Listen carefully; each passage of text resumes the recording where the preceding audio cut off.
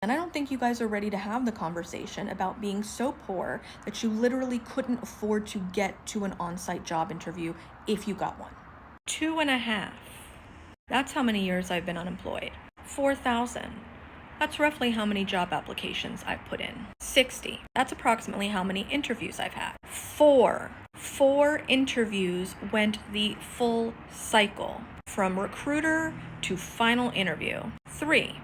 That's how many job offers I've received since December of 2022. Well, Melissa, if you received 3 job offers, why are you unemployed? I'm so glad you asked. One was a teaching position so far away that it would have cost me more to commute than I would have earned. The second one was fraudulent, meaning I talked to real people. I went through the entire process and signed an offer letter, only for them to ghost me and for me to realize that they were simply data harvesting for all of the exercises I did for them, and they wanted me to send them a check for equipment. That company later put a warning on their LinkedIn profile. The third one was to be a recruiter, only to be ghosted and find out from a LinkedIn post that the hiring manager who interviewed me made, congratulating the new hire, who was a college student, no tea, no shade, but they had only ever done an internship. I have 18 plus years sales management experience, specifically in tech, in SaaS, in cloud-based software sales. I have 2 master's degrees. I'm currently a PhD candidate. Well, why don't you just get a job, doing something you don't want to do until you... Shut up. I can't get a job at Trader Joe's. Do you know how many people apply to Trader Joe's on the daily? I asked the manager at my local Trader Joe's, what their experience was in terms of hiring. They have applications just backlogged, and they get at least 6 people that walk in the store every day asking for work. Oh, but why don't you get professional help with your... Don't. I've got 8 different resumes. Keyword optimized, customized, cover letters customized. Shut up. Do you not think we have tried everything? Do you not think applying for work is a full-time job? Especially when you are interviewing or attempting to interview with multiple places at the same time, okay? It's dehumanizing, and it's physiologically and psychospiritually exhausting to be unemployed this long. Looking for work costs money.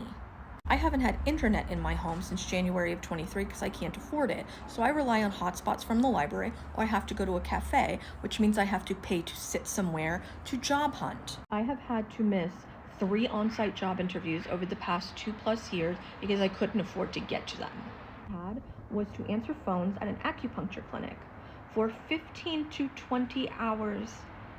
Wait for it. A month. You are not crazy. It is that bad. People who have not experienced it will gaslight you. They will insult you. They will disrespect you, even people that love you, because they do not get it. You are competing with people that are more qualified and experienced than you for the same role. Just like people that are less experienced and qualified than me are competing with me for the same role. There is no such thing as an entry-level position anymore. Entry-level now requires multiple years of experience. What the fuck? It doesn't matter if you have degrees in your field. It doesn't matter if you have degrees at all. They don't care. They care if you can tell them what they want to hear.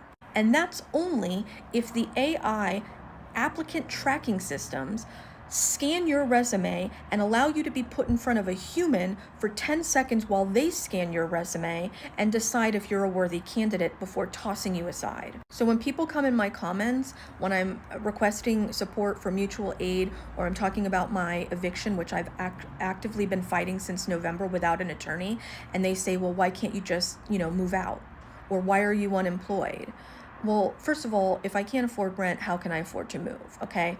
Riddle me that, Batman. Secondly, it's none of your business why anyone is unemployed, okay? But second of all, if you're unemployed and you have a gap in your resume, we all know how hard it is to explain a 3-month gap, a 6-month gap. Try explaining a 2+ year gap in your resume, bitch.